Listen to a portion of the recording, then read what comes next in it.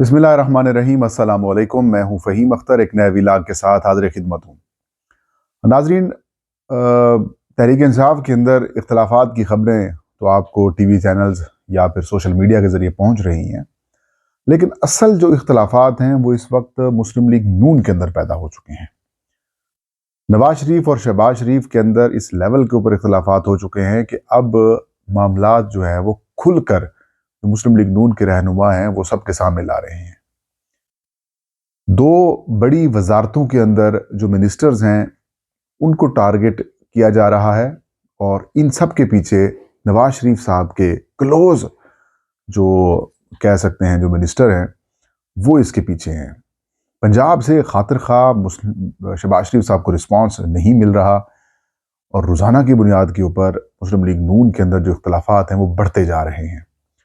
और हालात अब ये हैं कि शायद ताकतवर हलके हैं वो अब इनसे जान छुड़वाने की भी कोशिशें करें। दूसरी जानिब खैबर पख्तूनख्वा की जो वफाकी काबीना, जो सूबाई काबीना है, उसकी 11th कोर यानी कि कोर कमांडर पेशावर के ऑफिस में आमद हुई है, और उसके बाद से लेकर अब तक तहरीक इंसाफ के लोग वजाहतें दे रहे हैं। इसकी अंदरूनी कहानी क्या है वो भी आपके साथ शेयर करेंगे।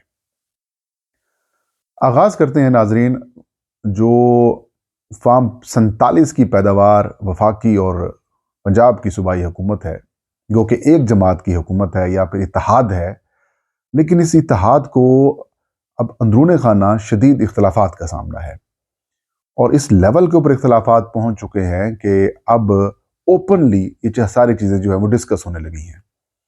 ये इख्तलाफात तब से पैदा हुए जब नवाज शरीफ साहब को बुलाया गया, बड़े अरबों रुपए खर्च किए गए, पूरे पाकिस्तान से लोग बुलाए गए, उनका वेलकम किया गया, और नवाज शरीफ साहब को ये यकीन दहानी करवाई गई कि जनाब नवाज शरीफ साहब आप चौथी बार वजीर आजम बन रहे हैं।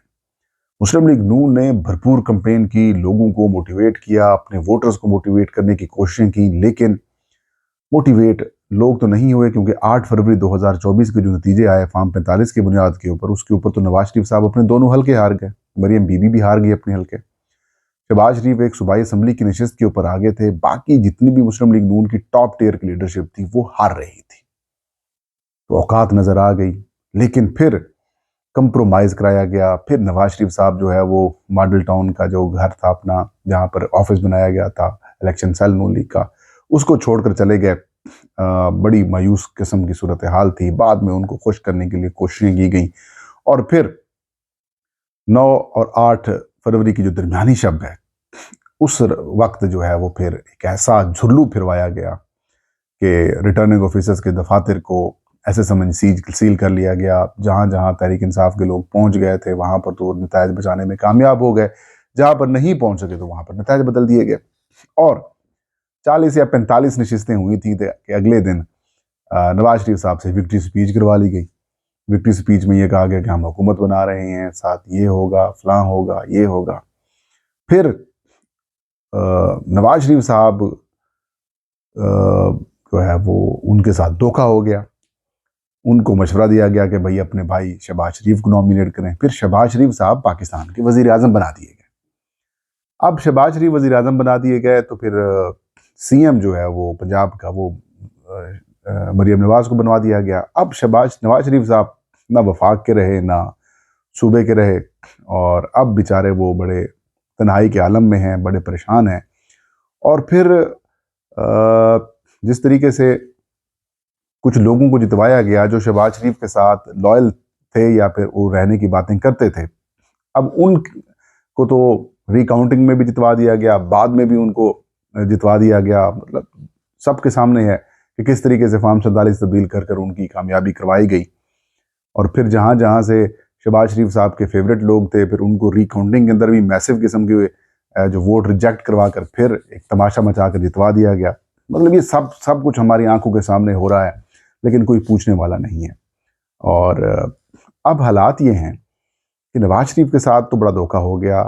फिर कंटिन्यूसली आप देख सकते हैं कि कई दिनों से जावेद लतीफ़ साहब, राना सनाउल्लाह साहब हूँ, या फिर कुछ और लोग जो मुस्लिम लीग नून के बिलखसूस जो नवाज शरीफ के साथ रहे थे, वो बड़ा आजकल जो है वो एक्स्ट्रा ऑर्डिनरी किस्म का सच बोल रहे हैं। कल तो राना सनाउल्लाह साहब ने एक प्रोग्राम के अंदर भी गुफ्तगू करते हुए ये फरमाया یہ کہنا کہ ہم ہارے ہیں، انہوں نے کہا بالکل ہم ہارے ہیں، خواجہ سعد رفیق بھی آ رہے ہیں، رانا ثناءاللہ بھی آ رہے ہیں، جاوید لطیف بھی آ رہی ہیں، لیکن یہ کہنا کہ ہمیں ہروایا گیا ہے یہ غلط ہے۔ ہاں، رانا صاحب نے یہ فرمایا کہ ہاں یہ بات کہی جا سکتی ہے یا مانی جا سکتی ہے کہ ان کو جتوایا نہیں گیا۔ تو یہ کیسی سچائی کی باتیں رانا صاحب کر رہے ہیں، اس کا مقصد کیا ہے؟ اس کا مقصد یہ کہ کیا وہ عمران خان یا پھر تحریک انصاف کے جو موقف ہے اس کی تائید کر رہے ہیں؟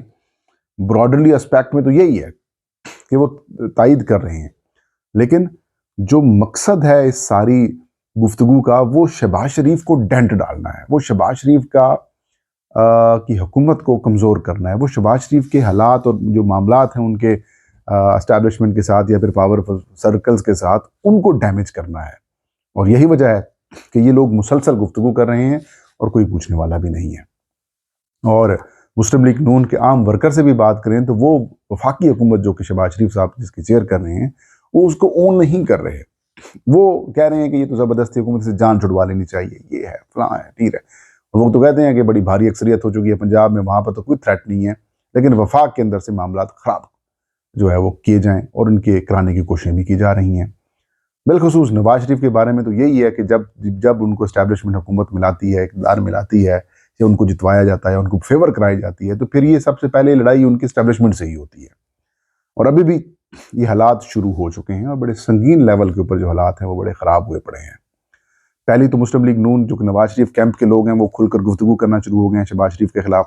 دوسرا، اندرون خانہ جو وفاقی دو وزارتیں ہیں، وزارت خزانہ اور وزارت داخلہ، اس کے اندر بھی بڑے ایشوز پیدا ہو چکے ہیں۔ ان دونوں نشستوں کے اوپر مسلم لیگ نون ان دونوں لوگوں کو اون نہیں کرتی۔ مثال کے طور پر اورنگزیب صاحب جو وزیر خزانہ بنائے گئے ہیں، باہر سے آئے، انہوں نے اپنی شہریت چھوڑی، شہریت بعد میں چھوڑی، ان کو وزیر خزانہ کا قلمدان پہلے دیا گیا۔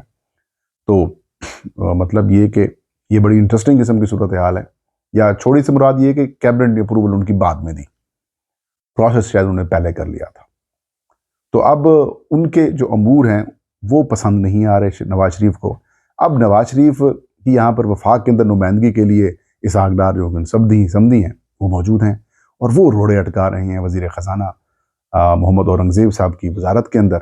پہلے ان کو ای سی سی کی سربراہی سے محروم رکھا گیا، خود وزیر اعظم پہلی دفعہ چیئر کریں گے، یہ فیصلہ ہوا۔ بعد میں جب تنقید ہوئی تو اورنگزیب صاحب کو دے دی گئی۔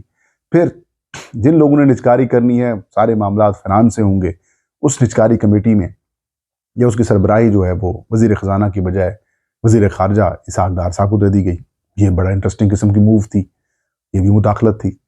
پھر کونسل آف کامن انٹرسٹ میں جنہوں نے پیسے ڈیوائیڈ کرنے ہیں، دینے ہیں، ان میں وزیر خزانہ کو شامل کرنے کی بجائے جناب اسحاق ڈار صاحب کو شامل کر دیا گیا، وزیر خارجہ کو۔ تو اختلافات بڑھتے جا رہے ہیں۔ اسی طریقے سے ایف بی آر کے اندر جو ریفارمز ہیں وہ نہیں ہونے دی جا رہی، اسحاق ڈار صاحب کے لوگ بیٹھے ہوئے ہیں۔ تو اختلافات اب اس لیول کے اوپر پہنچ چکے ہیں کہ وزارت خزانہ کے اندر بھی مداخلت کی جا رہی ہے۔ پھر آپ کو پتہ ہے کہ محسن نقوی صاحب کے ساتھ کن کے لنکس ہیں، آصف علی زرداری کے ذریعے اسٹیبلشمنٹ کے ساتھ بھی ان کے معاملات بہت بہتر ہیں۔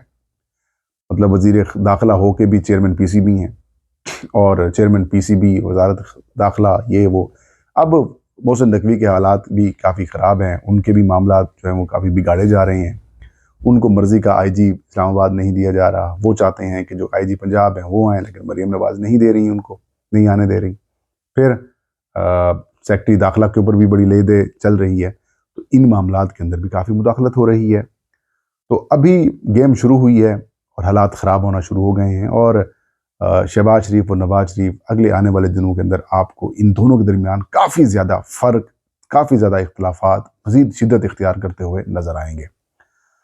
اس کے علاوہ ناظرین دوسری بڑی اور اہم ڈیولپمنٹ ہے تحریک انصاف کے حوالے سے، کیونکہ پی ٹی آئی کے ظاہر ہے جس طریقے سے پی ٹی آئی نے 2024 کا الیکشن کنٹیسٹ کیا، جن حالات میں کیا، یہ اپنی مثال آپ ہے۔ پاکستان کے اندر جتنے بھی پولیٹیکل مطلب الیکشنز کے اوپر جتنی ڈسکشنز ہوں گی، تو جب الیکشن 2024 کی بات آئے گی تو پی ٹی آئی نے جس طریقے سے الیکشن کنٹیسٹ کیا، یہ پاکستان کی تاریخ میں لکھا جائے گا کہ کیسے مشکل حالات میں انہوں نے مقابلہ کیا۔ لیکن پاکستان تحریک انصاف کو یا پھر ان کے جو آزاد امیدوار ہیں ان کو جو ووٹ ملا وہ پوسٹ 9 مئی کے واقعات کے بعد اور پھر عمران خان صاحب کو بے دخل کرنے کے بعد جو نیریٹو تحریک انصاف نے بنایا وہ ان کے اوپر ملا. کارکردگی وغیرہ کچھ نہیں، مطلب اس کے اوپر ڈسکشن نہیں، لیکن جو نیریٹو تحریک انصاف نے دیا اس کے اوپر ملا. اب علی امین گنڈاپور صاحب کو جو ہے وہ وزیر اعلیٰ بنایا گیا، خیبر پختونخوا عمران خان صاحب نے ان کو بنایا، لیکن چند روز پہلے ان کی جو کور کمانڈر ہاؤس ہے وہاں پر کیبنٹ کے ساتھ وہ گئے، وہاں پر افطاری ہوئی اور اس کے اوپر کافی زیادہ تنقید کی جا رہی ہے. اب کچھ لوگوں سے ہماری بات ہوئی تو انہوں نے کہا کہ عمران خان صاحب نے علی امین گنڈاپور صاحب کو صوبے کے معاملات چلانے کے لیے فری ہینڈ دیا ہوا ہے، اور ان کو پتہ ہے کہ تیسری دفعہ خیبر پختونخوا میں وہ حکومت کر رہے ہیں تو سیکیورٹیز ایشوز اور انتظامی ایشوز کے اندر جو فوج ہے یا کور کمانڈر پشاور ہے ان کا بڑا کلیدی کردار ہوتا ہے. تو ورکنگ ریلیشن شپ کے حوالے سے انہوں نے کہا کہ عمران خان صاحب نے ان کو مکمل طور پر آزادی دی ہوئی ہے اور وہ وہی کر رہے ہیں، جبکہ کچھ لوگوں نے یہ کہا کہ وہاں پر افطار ہوا اور سیکیورٹی اور کچھ دہشت گردی کے واقعات ہیں ان کے اوپر بریفنگ دی گئی. لیکن تحریک انصاف کے لوگ یہ سوال اٹھا رہے ہیں کہ یہ بریفنگ سی ایم ہاؤس میں بھی ہو سکتی تھی، لیکن پھر پی ٹی آئی کے لوگ کہتے ہیں کہ کیونکہ ایک روایت ہے کہ کور کمانڈر ہاؤس میں افطار ڈنر جو ہے وہ کیبنٹ کے لیے دیا جاتا ہے، تو اس سینس میں ہوئی تھی، باقی کوئی پولیٹیکل ڈسکشن بھی نہیں ہوئی اور باقی معاملات بھی نہیں ہوئے اور نہ ہی وہاں پر کوئی کیبنٹ میٹنگ ہوئی ہے. صرف کیبنٹ کے ممبرز وہاں پر جا کر ان کو بریفنگ دی گئی ہے اور افطار ڈنر ہوا ہے. میرے خیال میں اس کے اوپر زیادہ تنقید نہیں کرنی چاہیے. سیکیورٹی کے معاملات کافی زیادہ ایشوز کر رہے ہیں اور ایسی صورتحال کے اندر جب پی ٹی آئی کو پورے ملک کی حکومت ملنی چاہیے تھی، صوبے کی ملنی چاہیے تھی، پنجاب کی، اگر ایک صوبے کے اندر ان کو محدود کیا گیا ہے، پھر ان سے مخصوص نشستیں بھی چھینی گئی ہیں، تو پھر ورکنگ ریلیشنز اگر چلانے ہیں تو ظاہر ہے سب کو لے کر چلنا پڑے گا ساتھ، اور آپ نے ڈیلیور بھی اگر وہاں پر کرنا ہے تو ظاہر ہے اب خیبر پختونخوا کی عوام کا اتنا قصور تو نہیں کہ وہ مسلسل ایجیٹیٹ کرتی رہے، لڑائیاں کرتی رہے، ایشوز بناتی رہے. ظاہر ان کو بھی کچھ نہ کوئی ڈیلیوری ملنی چاہیے. ظاہر اگر پی ٹی آئی یہ سمجھتی ہے کہ خیبر پختونخوا میں تحریک انصاف کو صحیح مینڈیٹ ملا ہے تو پھر اس مینڈیٹ کا یہ حق بنتا ہے کہ وہ لوگوں کو ڈیلیور بھی کریں. تو زیادہ تنقید نہیں کرنی چاہیے، کچھ وقت دینا چاہیے.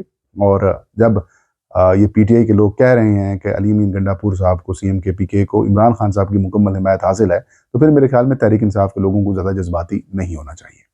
آج کا بھی علاج. مجھے اجازت دیجیے. اللہ ہم سب کو حامل ناصر ہو.